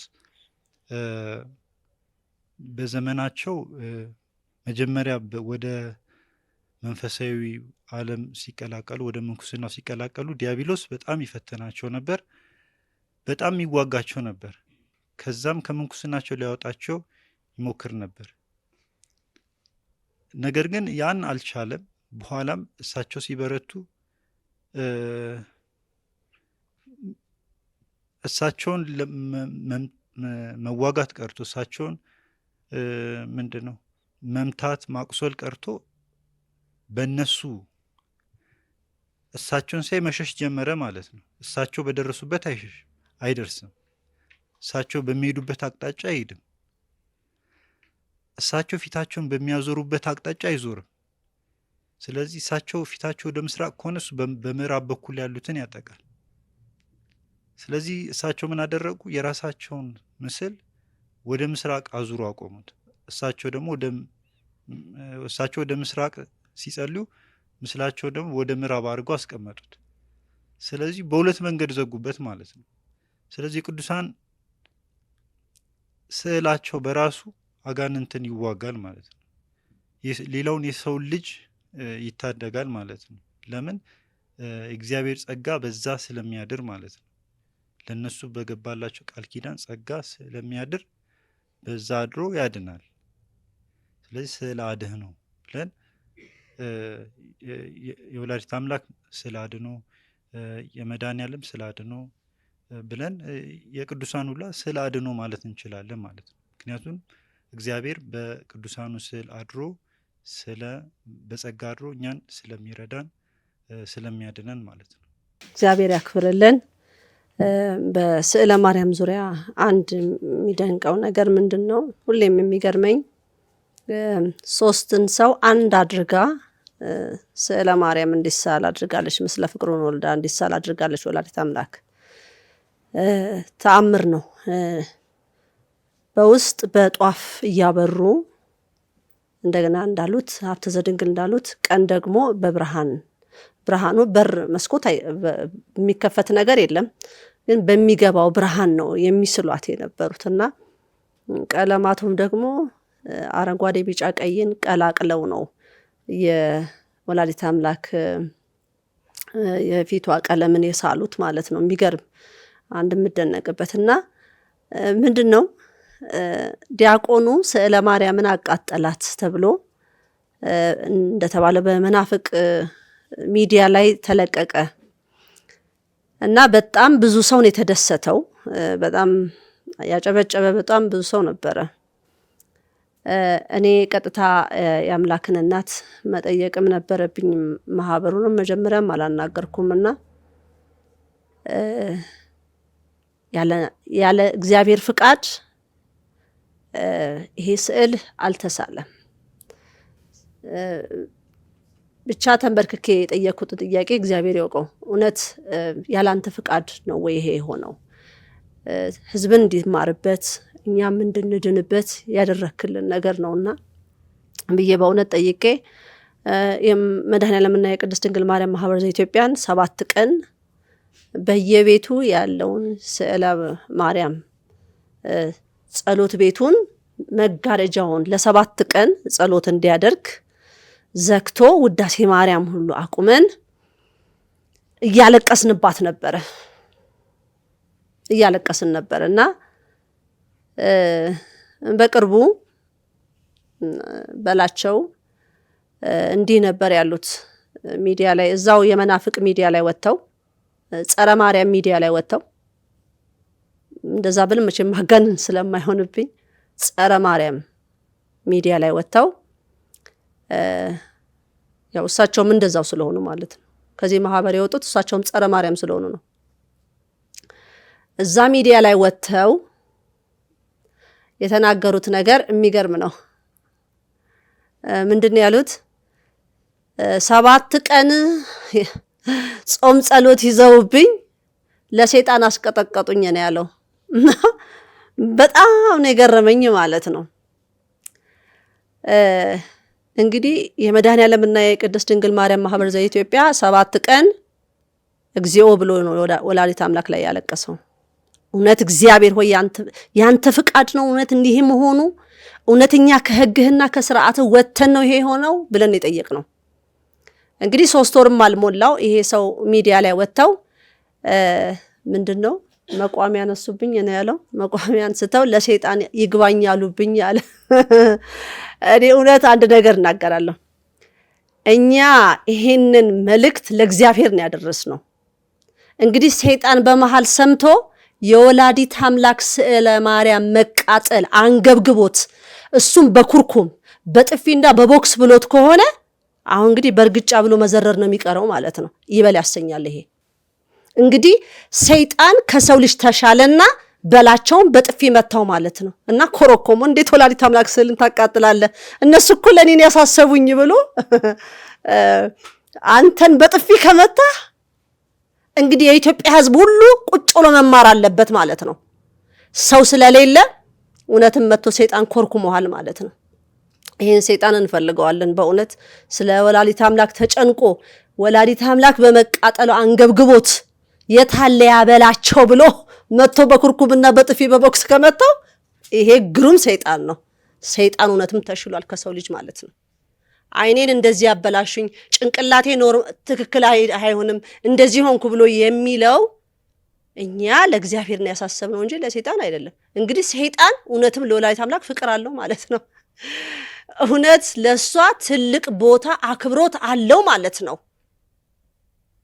ሰይጣን እንደዛ መጥቶ በጥፊ ከመታው እሱም እንዴት ወላዲት አምላክን ታቃጥላለህ ብሎ እዛው ድርግም አደረገለት ማለት ነው። በጣም እኮ ነው የሚገርመው። ይሄንን ያስተዋለ ህዝብ አለ ወይ? ይሄንን አይኑን ከፍቶ ያየ ትውልድ አለ ወይ? እንዴ ጀግና ሰይጣን ነው ማለት እኮ ነው። እኛ ግን ያሳሰብነው ለአብርሃም፣ ለይስሐቅ፣ ለያዕቆብ አምላክ ነው። ስለዚህ በላቸው እዛው ጸረ ማርያም ሚዲያ ላይ ወጥቶ ቀጥታ ይሄንን ነው የመለሰው ማለት ነው። እንደውም ምንድነው ያለው አሉ ባለፈው ስትመጣ ድንቡሽቡሽ ያልክ ነበር ካለው እንግዲህ ሰይጣኑ ሞገሱን ወስዶበታል ማለት ነው። ይሄ ወንድ ሰይጣን ነው። ስለ ወላዲት አምላክ ተጨንቆ የወላዲት አምላክ ስዕል መቃጠል አልነበረበትም ብሎ መቶት ከሆነ የኢትዮጵያ ሕዝብ ሁሉ ይሄን ሰይጣን መፈለግ አለበት። እኛ ብቻ ሳይሆን ማለት ነው። እንግዲህ ምን ያህል ክብር አለው ማለት ነው። እኛ እንግዲህ ለአብርሃም፣ ለይስሐቅ፣ ለያዕቆብ አምላክ ወልደ ድንግል ማርያም ጸሎታችንን ያሰማነው ለሱ ነው። ገና ይቀጥላል ብዬ አምናለሁኝ። እግዚአብሔር መልስ ይሰጣል። ይሄ አንዱ መልስ ሰጥቶታል ብዬ አስባለሁ። እንግዲህ እሱ ሰይጣን ነው፣ ለሰይጣን ነው ያስመቱኝ ነው ያለው። ሰይጣን ጎበዝ ነው። ምን አይነት ሰይጣን ነው? የስዕለ ማርያም መቃጠል አንገብግቦት መናፍቃን ሲያቃጥሉት በቤቷ እንወዳታለን እያሉ ሲዘምሩላት ሲስቁ የነበሩ እሱ ደግሞ የተሻለ ሆኖ አረ እነ እህተ ማርያም ማህበርተኞች ሲያለቅሱ ነበረ። ስለዚህ እኔ መጥቼ በኩርኩም ልበለ። እንግዲህ አሁን ሰይጣን ኮርኩሞ ከሆነ እግዚአብሔር ደግሞ ፍርድ ይሰጣል ይመጣል ማለት ነው። እሱ ካቃጠለ በኋላ አይደለም እንዴ ይህች ልጅ ስዕለ ማርያምን አጨማዳ ህዝቡን እንደዚህ ያናወጠችው? እስካሁንስ አቆመ አላቆመም? ይሄ መልስ አይደለም ለህዝቡ? ይሄ እኮ መልስ ነው። ይሄ አንዱ መልስ ነው ገና ማለት ነው። ገና አንዱ መልስ ነው። ይቀጥልም ከተባለ ይቀጥላል። ግን እንዲህ መሆንም የለበት። በእግዚኦታ በይቅርታ የሰው ልጅ ለምን እግዚአብሔር እንዲህ ሲሆንባችሁ ለምን አላደረገ? ይሄው እያደረገላችሁ እኮ ነው። ይሄው እያሳያችሁ ነው። እኛ ያመንበትን አምነን የምንሰግድበትን በአደባባይ ላይ ወተን መስክረናል። በጾም በጸሎት በሱባኤ ነው ብለን እንግዲህ ሀብተ ዘድንግል እንዳብራሩልን ይሄ ስዕል ከየት መጣ የሚለውን ያ እንደ እምነታችሁ ይደረጋል። እኔ ያን አምናለሁ። በእምነትም ነው ያለው። አሁን ግን እውነታውን እወቁ ተብሎ ነው እዚህ ጋር ቁጭ ብለን የምናስረዳ ያለ ነው ማለት ነው። እና እግዚአብሔር አንድ መልስ ሰጥቷል። እንግዲህ እግዚአብሔር አይደለም ሰይጣን ነው ካለ ነገርኳችሁ። የኢትዮጵያ ሕዝብ ይሄን ሰይጣን ፈልጉት። ወላዲት አምላክን በጣም ይወዳታል። የእሷ ስዕል መቃጠል አንገብግቦት በላቸውን አይኑን በኩርኩም እና አፍንጫውን በቦክስ ብሎ ታስቀምጦታል። እንግዲህ እኛ ይሄንን የምናውቀው ነገር የለም። እሱ ግን እንቅልፍ አጥቶበታል። ሰላሜን አጥቻለሁ። ለምን ሰላሙን አጣ? ይሄ ልጅ እዛው ሚዲያ ላይ ነው ወጥቶ የተናገረው። ለምንድን ነው እንዲመሰክር እግዚአብሔር እዛው ሚዲያ ላይ ያደረገው? አውቀውት ነው ወይስ አያውቁት ነው? አሃ የእነ እህተ ማርያም ሰይጣን እየነገርናችሁ ነው። በጾም በጸሎት በሱባኤ ይሄ ነው ስርዓቱ። ይሄንን ያደረግነው። ስለዚህ ጣዖት ነው ብለንም የተሰጠንን የለም ወላዲት አምላክ ናት ብለን ካለን እግዚአብሔር እንደ እምነት እንደሚያደርግ አየሁኝ ማለት ነው። ይህንንም ተነግሮናል። ከዚህ በፊትም ስለ ቅዱስ ሚካኤል ስዕል እያንዳንዱ ስዕላትን ከዚህ በፊት የተናገርኩት ስርዓቱን የጠበቀ አይደለም ብለሽ በይ። ይሄንን ነው እኛ የተናገርነው። እንግዲህ ውብ የሆነ ስዕል ነው የተሳለልን በዚህ ዘመን። እውነቱም እንዳሉት ወላዲት አምላክ ክብር ይግባት ሳይገባን በዚህ ዘመን እኛ ይሄንን የመሰለ ድንቅ ስዕል እድል ተሰጥቶን በዚህ ዘመን ይሄንን የመሰለ ስዕል እንድናይና ቁጭ ብለን እንድንደመም ለገና ወደፊት ለልጅ ልጆቻችን ልናስተላልፍ እድሉ ተዘርግቶልናል ማለት ነው። ይሄ ትልቅ እንትን ነው እና መልስማ ተሰጥቷል። እንግዲህ ቆይ በደንብ ማየት አለብን ካላችሁ እግዚአብሔር የሚመልስበት አመላለስ ግን በጣም ረቂቅ ነው። ስዕለ ማርያም በተቃጠለ በስንተኛው ቀን ነው ዲያቆኑ ስዕለ ማርያምን አቃጠላት ተብሎ ከተባለ በኋላ አይደለም ይቺ ልጅ ስዕል ጨምድዳ በአደባባይ ለወጣችው? ከዛ አቃጠለ። እስካሁን ድረስም አላቆመም። ለምን? ይሄ መልስ አይደለም አንዱ እግዚአብሔር እየመለሰ አይደለም? ከዛ ደግሞ እሱን ደግሞ አይደለም ካላችሁ ደግሞ በላቸው ራሱ መጥቶ በጸረ ማርያም ሚዲያ ላይ መጥቶ ይሄን መልስ ሰጣችሁ። ጭንቅላቴን አመመኝ፣ አይኔ እንደዚህ ሆነ፣ እንደዚህ ያደረጉኝ እኛ አይደለንም ያደረግነው። እንግዲህ እንዳልኩት ይሄ የእግዚአብሔር መልስ ነው፣ አንዱ መልሱ ነው። ገና ይቀጥላል ብዬ አስባለሁ። ግን መቆም አለበት። በቀልን አይደለም እኛ እንፈል ለምን አልተበቀልሻቸውም? ለምን እንደዚህ ያለ ሰዓት አለ። ምን ጠይቀው ጥያቄ አለ። አሁንም ድረስ እኔም ገና እስከ ልጆቼ ድረስ የሚቀጥል ጥያቄ ነው። ይሄ የማይለቅ ማለት ነው። የስዕለ ማርያምን መቃጠል ዝም እንዳትልብኝ ብዬ ለእግዚአብሔር ማዕዴን ከመቅመሴ በፊት ሁሉ አሳስባለሁ። ይሄ የሚቀጥል ነው። ስለዚህ እግዚአብሔር በትንሹም ቢሆን መልስ ሰጥቷል። ህዝብ ከጥግስ ድረስን የተናጋኸው እስከ ጫፍ ድረሳለም የተነቃነቀው የመጀመሪያ ማን ነክተክ? ይሄን ነክተህ እኮ ነው። ይሄ ሲናክ ስታላግጥ የነበርክ እኮ ነህ። ሚዲያህን እየተቀባበልክ ሁሉ በኮሜንት ሁሉ የተናገርክ ማለት ነው። ስለዚህ በላቸውን የሚመክር ሰው እንኳን ይጥፋ። ትውልዱ እንደዚህ ነው የሚሆነው። ምን አይነት መልስ ነው የሚፈለገው? ለምን አልተመለሰላችሁም? ይሄ አንዱ መልስ ነው ብዬ ነው ያምናለሁ።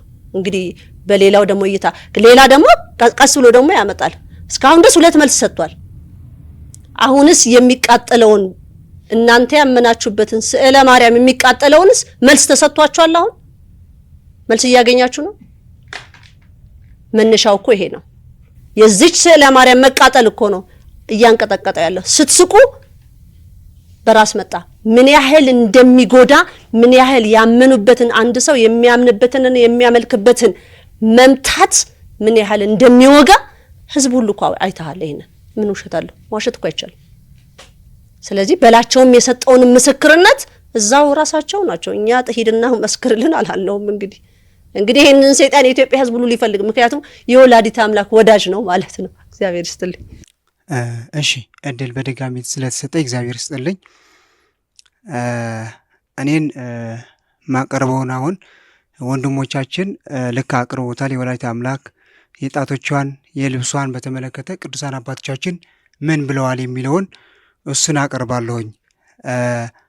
ምክንያቱ ቅዱስ ቄርሎስ የሚላል ነነሰ ንተሉ ሃይማኖት አበዊነ ዘእንበለ ተወላውሎ ይላል። እኛ የአባቶቻችን ሃይማኖት ያለ መጠራጠር እንከተላለን ነው የሚለው። ስለዚህ እኛ ደግሞ የአባቶቻችን ሃይማኖት ስለምንከታተል አባቶቻችንስ ምን ብለዋል፣ ስለ ድንግል ማርያም ስዕል፣ ስለ ጣቶቿ ምን ብለዋል የሚለውን እሱ እናያለን። ከሱ በፊት ግን ቅዱሳን አባቶቻችን ኢትዮጵያውያን ማለት ነው ከዚህ በፊት ሲስሉ በኢትዮጵያዊ ቀለም ሲስሉ ነበር። ሲስሉ ግን ከግብፅ የመጡ ጳጳሳት ለነዚህ የሚስሉን ቅዱሳት ስዕላት የሚስሉትን እጃቸው ይቆርጣቸው ነበር። ለነሱ ድራሻቸው ያጠፋቸው ነበር። ስለዚህ በዚህ ምክንያት የግብፅ ወይም ደግሞ አሁን ባለው የቤተ ክርስቲያኒቷ ያለውን አሳሳል እንዲበዛ ሆነ ማለት ነው። እነዚህ አሁን ያሉ ኢትዮጵያውያን ደግሞ የሚስሉት ልክ አሁን ያለው በነጭ ስዕል ነው የሚስሉት እንጂ በጥቁር አሳሳል ልክ ይህን የሚመስል ስዕል አይስሉም ማለት ነው። ግልጹ አሁን እንደምናውቀው እውነቷ ማለት ነው። ነገር ግን ከቅዱሳን አባቶቻችን አንዱ ሊቁ ቅዱስ ኤጲፋኖስ ስለ ድንግል ማርያም ምን ይላል? እንዲህ ይላል። የድንግል ማርያም እጆቿ ረጅምና ጣቶቿም በጣም ረጃጅም ነበሩ ይላል። ልብሷ ያማረ እጥፋቱ በማኅተሟ ላይ ወደ ታች የወረደ ሲሆን የራሷ መሸፈኛም እስከ ዓይኖቿ ይደርሳል። ራሷም በጭራሽ ለመራቆት አጋልጣ አታውቅም። በዓይኖቿ ላይ በጭራሽ መዋቢያ ቀለም አልተጠቀመችም። በጉንጮቿ ላይም ምንም አይነት የማገጫ አበባ አላደረገችም ይላል ማለት ነው ቅዱስ ኤጲፋኖስ። ስለዚህ እኛ የአባቶቻችን ሃይማኖት እንከተላለን ስንል እናቶቻችን አሁን ያሉቶቻችን የሚያደርጉት ድንግል ማርያምን ምሳሌ አድርገው ነው ማለት ነው።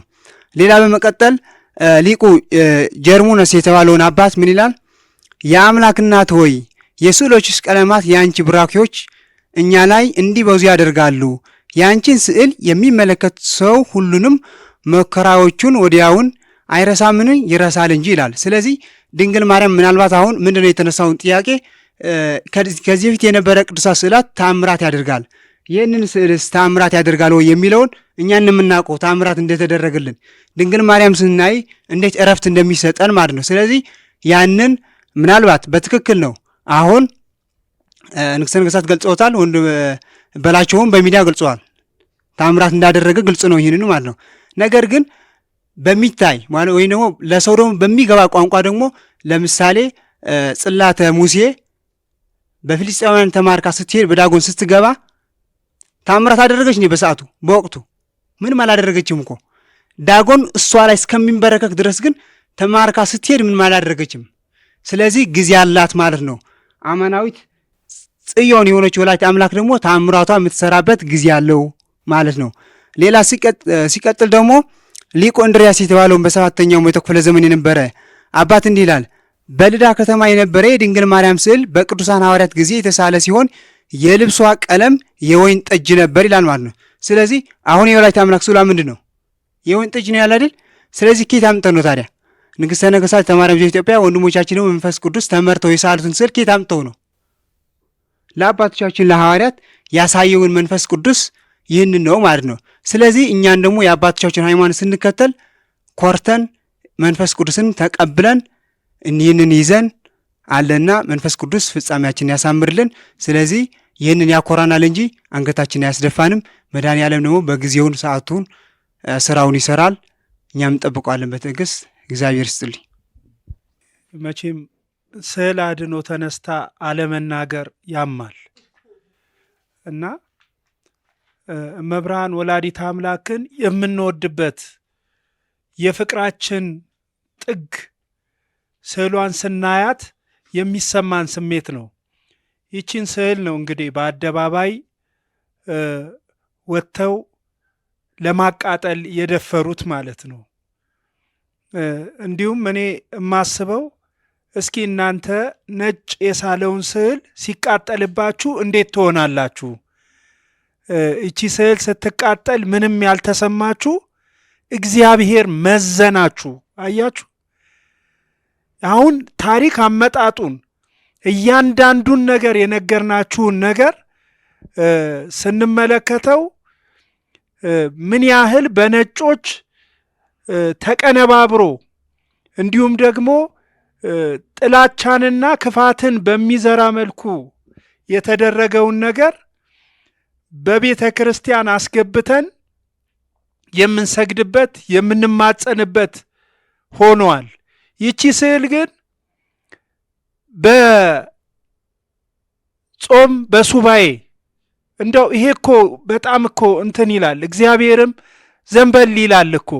እኔ ጾሜ ጸልዬ እውነተኛውን የእናትህን ስዕል እንድስል እርዳኝ ብዬ ለ3 ዓመት ያህል ታግሼ እንዴት እግዚአብሔር አይገልጽም? ንፉግ ነው እንደ እግዚአብሔር አይደለም። ግን እግዚአብሔር መዘናችሁ። ፈረንጅ እንደዛ ላደረገው ስዕል እንደዚህ ተንገበገባችሁ።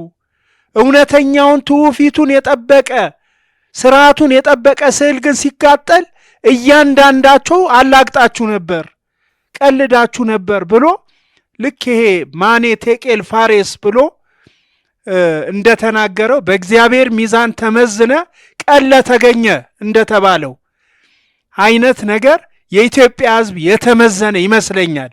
ምናልባት ይህንን ያላዩ ይኖሩ ይሆናል። ያዩ ግን በእውነት ተመዝነው ቀለው ተገኝተዋል ብዬ ነው እኔ ማስበው። ቀለው ተገኝተዋል ብዬ አስባለሁ። ሌላው ደግሞ መምህር ዘበነ ይመስሉኛል ይሄ የነጮችን ስዕል ከቤተ መቅደስ አስወጡ፣ ይሄ ስዕል የኛ አይደለም፣ ስርዓትም የያዘ ስዕል አይደለም እያሉ ሲወቅሱ ነበረ። እንዲህ መውቀስ ብቻ አይደለም። አንዳንድ ጊዜ መምህራን አፍን ከፍቶ ፊትን ጸፍቶ የሚያናግረው መንፈስ ቅዱስ ነው። ጊዜው ሲደርስ ሰዓቱ ሲደርስ የሚያናግረው መንፈስ ቅዱስ ነው። ስለዚህ በፍጥነት መስመር ልንገባ ይገባናል ማለት ነው። ለዚህ ነው ይቺን ስዕል እንደው አባቶች ለስዕሏ ያልሰገደ ይጥፋ፣ ከቆመበት ይጥፋ፣ ስም አጠራሩ ማይታወቅ በሰማይ ያሉ መላእክት ይሁን ይበሉ ነው የሚለው። ለስዕሏ ያልሰገደ ይጥፋ ብለው የግዝት ቃል ያስቀመጡላት ስዕል ለማንኛውም ይቺ አጠገባችን ያለችው ከባን ያለችው በግርማ ሞገስ ያለችው እንዳው ስታሳዝን እመብርሃንን በጣም ልዩ የሆነች ስዕል አድኖ ናትና እኛ ለእርሷ እንሰግዳለን፣ ዝቅ ብለን እንሰግድላታለን፣ እንማጸንባታለን። በብዙ ነገርም ጎብኝታናለች፣ ተመልክታናለች። ታምራት ላሉ እግዚአብሔር ካላጠፋን አናምንም የምንል አይነት ትውልዶች መሆን የለብንም። ብዙዎቻችን አሁን እንደተጠየቀው ማለት ነው በጼዴንያ ያለችው ስዕል ታምር አድርጋለች። እንዲህ በትውፊት ከተሳለች ለምንድን ነው ታምር? ይሄ የሰነፍ ጥያቄ ነው። ሲጀምር አይባልም እንደዚህ። እግዚአብሔር ይቅርታውን እንደ መዘባበቻ እንደ ማቅረብ ነው። ስለዚህ ሁል ጊዜ ስናስብ የእግዚአብሔር ይቅርታውን ካልቀሰፍከኝ የሆነ ታምር ካላደረክብኝ አላምንም ማለት ይሄ ስንፍና ነውና ሊታረም የሚገባው ነገር ነው። ወደ ትክክለኛውና እውነተኛ ወደ ሆነችው አስተሳሰብ ልንመለስ ይገባናል። አሁንም እንጠብቃለን። የቤተ ክርስቲያን አባቶች የሆናችሁ አሁንም በእንተ ስማ ለማርያም ብላችሁ በስሟ ለምናችሁ ለዚህ የደረሳችሁ የዚችን ስዕል መቃጠል ድጋሚ በአደባባይ ወጥታችሁ እስካልተቃወማችሁ ድረስ እግዚአብሔር መልስ እንደሚያመጣ እኔ ባለሙሉ ተስፋ ነኝ እና መልስ አለው እግዚአብሔር። የሚያመጣው ግን እናንተ በምትፈልጉት ወይንም ማየት በምትፈልጉት አቅጣጫ ሳይሆን እግዚአብሔር በሚያውቀው ነገር ያመጣል ብለን እናስባለን። እኛም እግዚአብሔርን ስንለምነው አጥፋልን፣ ቀሰፍልን ብለን አይደለም። መልስ ስጠን፣ መልስ እንፈልጋለን ብለናል። መልስ ይሰጠናል ብለን እናምናለን። በእንባ ጭምር በእውነት ማህበርተኛው ለ7 ቀን ያለቀሰው ማልቀስ ያነባውን እንባ እግዚአብሔር ፊት ደርሶ ከንቱ ይሆናል ብዬ አላስብም፣ እንደኔ ማለት ነው። እና ምናልባትም እመብርሃንን የሚወድ እሷን የሚያፈቅር በእሷ ስም የለመነ በእሷ ስም የተማጸነ በእሷ ስም የቆሎ ተማሪ ሆኖ የኖረ ፍቅሯን ያውቀዋል። እኛ እኮ አልተቃወምንም። በቤተ ክርስቲያን እንኳን የገባችው ስዕል ትውፊቱን የጠበቀ እንኳን እንዳልሆነ እያወቅን የጽርፈት ንግግር አልተናገርንም። ትውፊቱን የጠበቀ ስዕል መሆኑን እንኳን እያወቃችሁ በሱባኤ የተሳለ እንኳን እየተባላችሁ ልቦናችሁ ያራራ በእውነት እመብርሃንን ትወዷታላችሁ? እኔ ትወዳቷላችሁ ብዬ ውስጤ አያምንም።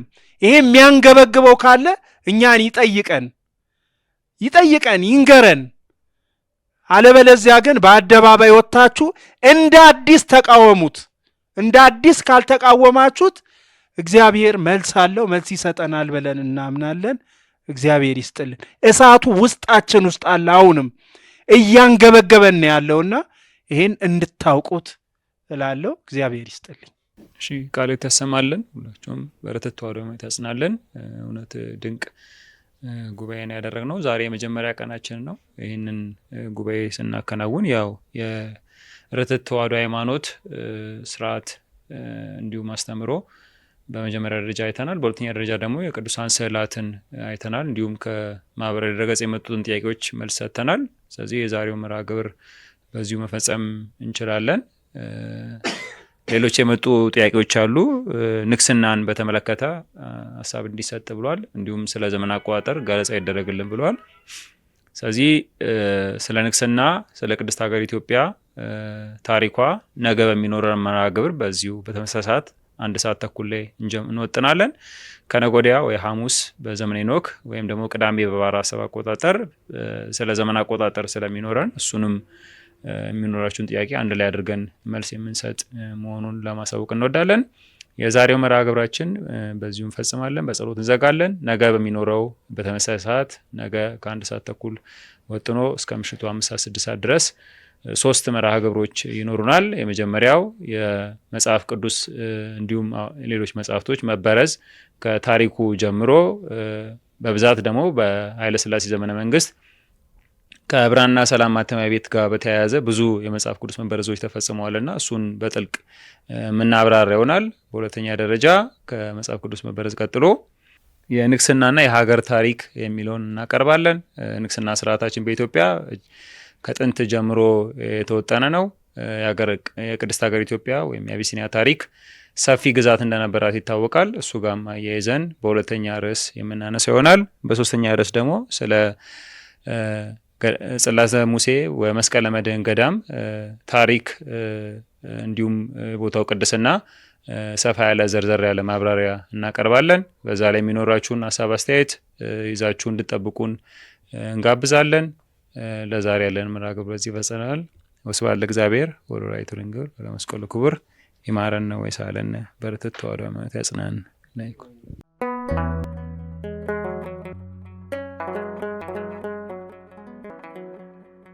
ዘኢትዮጵያ